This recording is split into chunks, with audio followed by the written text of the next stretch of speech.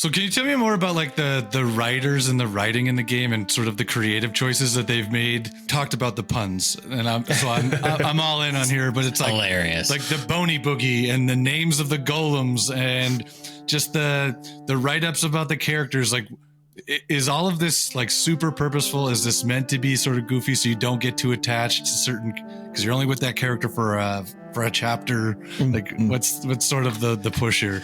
Yeah, so like it's kind of a continuation of the first one, but I think we amped up the goofiness a little bit in FTK2. The sort of initial theming was this idea that you're part of a resistance to the Queen Rosamund's sort of corrupt forces.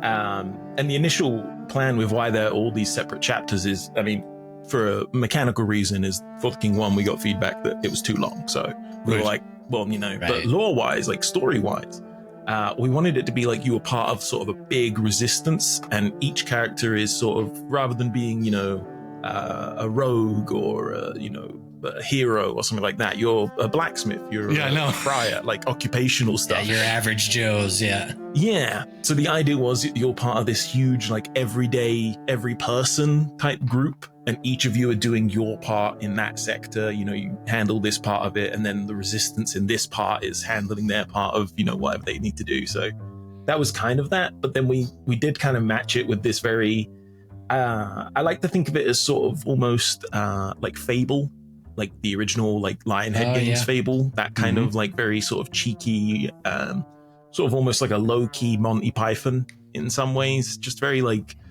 very on the nose and silly in some places, but also with that sort of very fantasy and sort of goofy kind of part to it as well.